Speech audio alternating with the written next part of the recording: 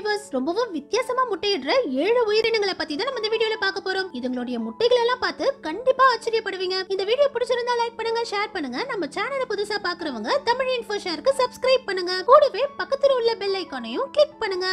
நம்ம முதல்ல பார்க்க போறது கெசிலியன் வார்ம்ஸ். இந்த கெசிலியன் புழுக்கள் நம்ம இந்தியாவுல தான் அதிகமா வாழுதுங்க. இதுங்களுடைய முட்டைகள் ரொம்பவே சாஃப்டாவும் கண்ணாடி மாதிரி டிரான்ஸ்பரண்டாவும் இருக்கும். இதுங்க கிட்ட இருக்கிற வித்தியாசமான விஷயம் என்னன்னா, முட்டையில இருந்து வெளியே வர குஞ்சுகள் உணவுக்காக தன்னுடைய தாயையே கடிச்சு சாப்பிட்டு கொன்னுடும். இதுங்க அதிகபட்சமா 12 முட்டைகள் வரைக்கும் போடும். இதுங்க முட்டையில இருந்து வெளியில வரும்போது இதுங்களுக்கு ஒழுங்கா கண்ணே தெரியாது. பசியோட முட்டையில இருந்து வெளியில வர இந்த புழுக்கள் பக்கத்துல இருக்கிறது தன்னுடைய தாயின்னு கூட தெரியாம தாயையே கடிச்சு உணவை சாப்பிட்டு தான் வளருங்க.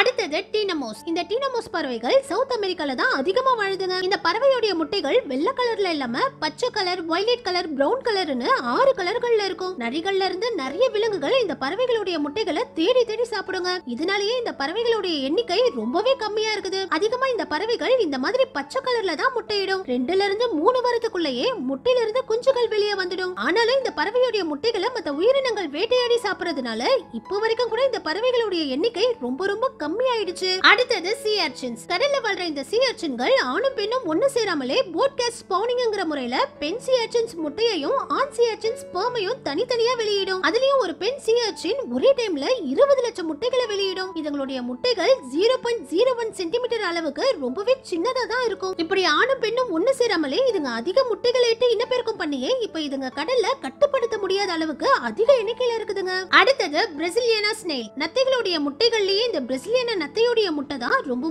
பெரிய முட்டை. இதுங்க கூட்டமா வந்து கடலோரங்கள்ல மொத்தமா முட்டையிட்டு போயிடும். இதனால இதோடைய நிறைய முட்டைகளை பறவைகளே சாப்பிடும். 100ல 1-2 முட்டைகள் இருந்து தான் குஞ்சுகள் வெளியில வரும். இதுங்களுடைய முட்டைகள் கரை ஓரங்கள்லயே கிடக்கிறதுனால மனிதர்கள் காலால மிதிப்பட்டு கூட நிறைய முட்டைகள் உடைஞ்சு போயிடுது. இதே மாதிரி இந்த புல்ஹெட் ஷார்க் மீன்களுடைய முட்டைகளும் கூட கரையோரங்கள்ல தான் ஒதுங்கி கிடக்கும். இதோடைய முட்டையை பார்க்க ஸ்க்ரூ டைப்ல ரொம்பவே வித்தியாசமா இருக்கும். தாய் மீன் முட்டையிட்டதுக்கு அப்புறம் முட்டையை கொண்டு போய் பாறைகளுக்குள்ள சேஃபா ஒளிச்சு வச்சிடும். ஆனா மத்த மீன்கள் வந்து இதுங்களுடைய முட்டையை சாப்பிட முயற்சி பண்ணும்போது அலை அடிச்சு இதோடைய முட்டைகள் கரைக்கு வந்து ஒதுங்கிடும். இந்த மாதிரி கரையில வந்து ஒதுங்குற முட்டைகள் காஞ்சு போய் உள்ள இருக்கிற குட்டி இறந்து போயிடும். ஆனா தண்ணிக்குள்ளேயே இருக்கிற முட்டைக்குள்ள 7ல இருந்து 12 மாசம் வரைக்கும் குட்டிகள் வளர்ந்து 12 மாசம் கழிச்சுதான் முட்டைக்குள்ள இருந்து குட்டி புல்ஹெட் ஷார்க் வெளியில வருது. அடுத்தது காமன் முறை. பறவைகள்லயே இந்த பறவைகளுடைய முட்டை தான் ரொம்பவும் வித்தியாசமா பேரிக்கா ஷேப்ல இருக்கும். ஏன்னா கடலோரங்கள்ல உள்ள மலைகள் மேல வாழ்ற இந்த பறவைகள் கூடை கட்டாம பாறைகள் மேலதான் முட்டையிடும். இது நார்மலான ஷேப்ல முட்டையிட்டுச்சுன்னா அந்த முட்டை கீழே விழுந்து உடைஞ்சிடும். ஆனா இதோடைய முட்டை பேரிக்கா ஷேப்ல இருக்கிறதுனாலயே சாய்வான பகுதியிலயும் இந்த பறவையுடைய முட்டை ஸ்ட்ராங்கா நிக்குது. அதுலயும் இந்த பறவைகள் வெள்ளை கலர்ல மட்டும் முட்டையிடாம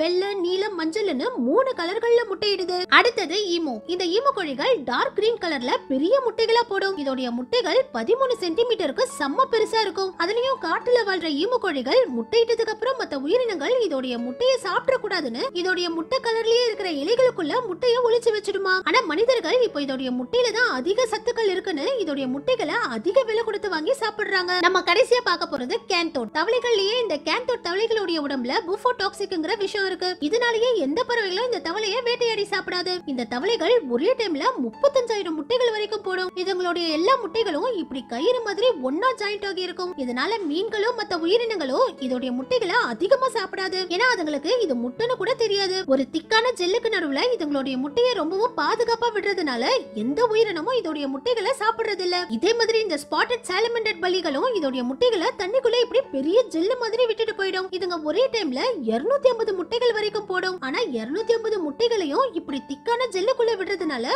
மத்த உயிரினங்கள் இந்த பல்லியோட முட்டைகளை சாப்பிடுறது இல்ல. ஓகே வியூவர்ஸ், இந்த வீடியோ பிடிச்சிருந்தா லைக் பண்ணுங்க, ஷேர் பண்ணுங்க. அடுத்து எதை பத்தி வீடியோ பண்ணலாம்னு கமெண்ட்ஸ்ல சொல்லுங்க.